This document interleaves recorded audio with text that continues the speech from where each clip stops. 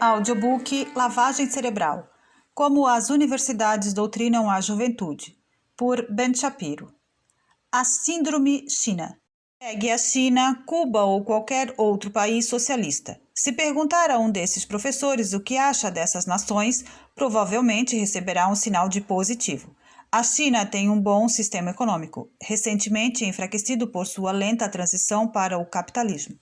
A Cuba tem um ótimo sistema de saúde. Tire da cartola qualquer país socialista e tenha certeza de que o professor esquerdista o considera superior aos Estados Unidos. Particularmente, acho essa admiração pelo comunismo-socialismo de A Síndrome China. O protótipo para essa desordem é o professor Mudavim da UCLA. De acordo com Mudavim, a China é um, entre aspas, modelo de desenvolvimento. Ele elogia o modelo de desenvolvimento maoísta, que, segundo a cabeça dele, abre aspas, foi fundado sobre uma estratégia de autoconfiança. Seu sucesso em áreas como educação, saúde e bem-estar social e o desenvolvimento da infraestrutura rural e urbana são amplamente conhecidos, fecha aspas. Ele despreza o lento desenvolvimento rumo ao capitalismo da China, abre aspas. Muitos são os problemas ambientais e sociais e estruturais nas reformas, e eles não serão resolvidos, na verdade serão piorados pela contínua transição a uma economia orientada pelo mercado, fecha aspas. Tradução: ir em direção a um sistema capitalista não ajuda a China ou seus cidadãos, pois o capitalismo prejudica a todos. Mudavim continua, abre aspas. Uma das coisas mais perturbadoras que já aconteceu foi o desmantelamento do sistema de bem-estar social da China. Eu presenciei do dia para a noite, dentro de 2 ou 3 anos, o colapso completo desses sistemas. Nada, nenhuma agência estatal, nenhuma, entre aspas, iniciativa do setor privado. Ninguém tem tomado a iniciativa de preencher a lacuna. Portanto, obviamente, a única solução é um regime comunista totalitário. E, para começo de conversa, o sistema de assistência social do país não estava em pleno vapor. Esta é a nação que segue a política do filho único, lembra? Quando confrontado por um aluno com o fato de que a campanha Grande Salto Adiante, liderada por Mao, levou à morte 30 milhões de cidadãos chineses durante a maior fome provocada pelo homem na história da humanidade, Mudavim respondeu, abre aspas, certamente meu intuito não é esconder essa carestia. O período da grande fome não diminui em nada os possíveis benefícios oriundos da economia coletiva e em nada melhora os aspectos negativos da privatização, fecha aspas. Ah, sim. Então matar 30 milhões de pessoas não quer dizer nada. Por exemplo, o regime de Stalin, que matou só 20 milhões de russos, pode ser considerado uma brilhante estratégia de desenvolvimento. Se gostam da China, então amam Cuba. Abre aspas, em Cuba parece haver uma distribuição igualitária de recursos e mantimentos, admitidamente limitados, com um plano de saúde gratuito para todos e um sistema postal que abrange o país todo, fecha aspas. Diz Stephen Shandon, professor na Universidade de Stanford.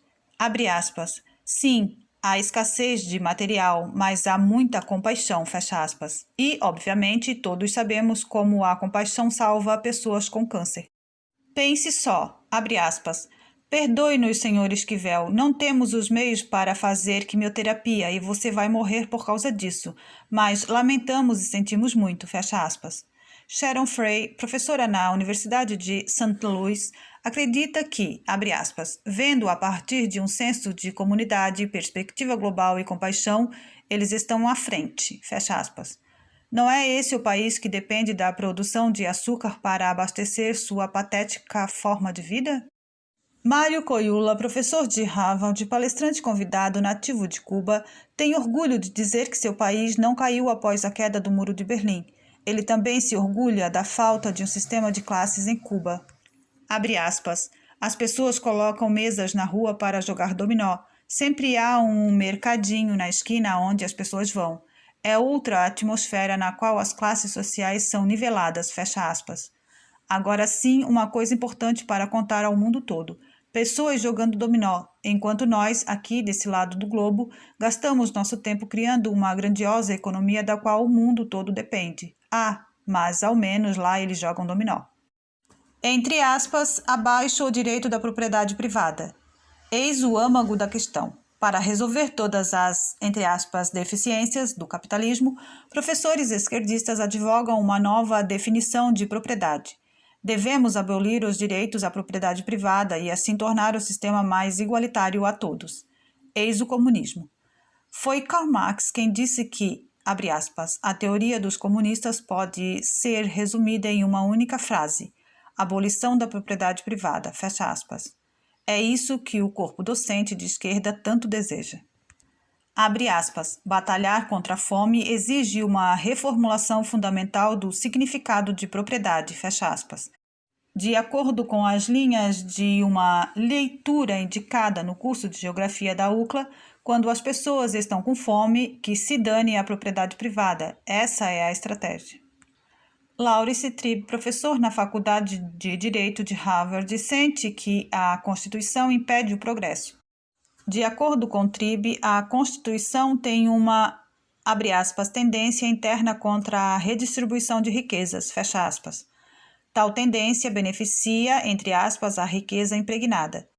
Nas palavras de Thomas Sowell, abre aspas, quando o regime da lei é considerado tendencioso, significa que os princípios da Constituição americana têm sido sorrateiramente anulados, fecha aspas. Abolir a propriedade privada significa ter direito ilimitado de redistribuir riquezas. Abre aspas. Se a causa da pobreza é a distribuição desigual de riquezas no mundo, então, para acabar com a miséria e assim com a crise populacional, devemos redistribuí-la entre as nações e em seu íntimo, fecha aspas, diz Barry Commoner, professor de extrema esquerda. E o que dá ao professor Commoner o direito de tomar a propriedade de alguém e dá-la a terceiros?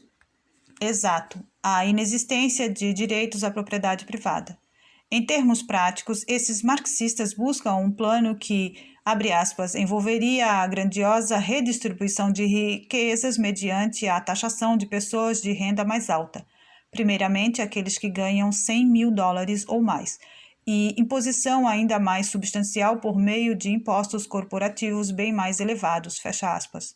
De acordo com Paul Ehrlich, em um texto escrito para o curso de Geografia na UCLA. Também, de acordo com Ehrlich, abre aspas, deve-se reduzir o desperdício no consumo em países ricos e, assim, permitir o crescimento necessário em países pobres. Nossos sistemas sociopolíticos também devem passar por uma revisão dramática em direção ao aumento da igualdade em todos os setores, fecha aspas.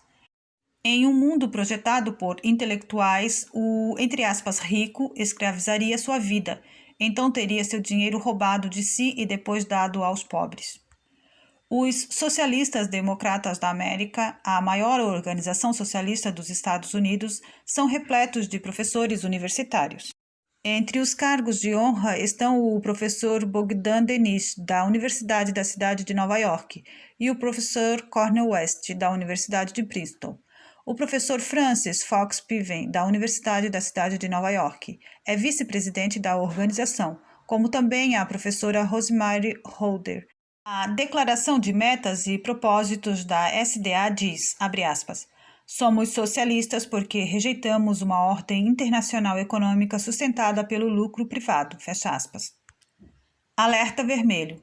Nem todos os professores universitários são comunistas. Na verdade, a maioria deles não é. Mas há um movimento combinado dentro das universidades para reviver a glória que uma vez já foi o socialismo. Seus membros atuam minimizando o valor do capitalismo que dizem ser injusto para com as classes mais pobres e tornando o lucro uma palavra suja. Eles atuam demonizando o rico como parasitas, sugando sangue do pobre operário e retratando as grandes companhias como estupradores do meio ambiente e do terceiro mundo. Esse corpo docente atua se aliando com a União dos Sindicatos Trabalhistas e exaltando ditaduras comunistas como China e Cuba. Esses professores atuam pregando o revisionismo da própria definição de propriedade privada. O marxismo está morrendo mundo afora, mas está bem vivo nas universidades americanas.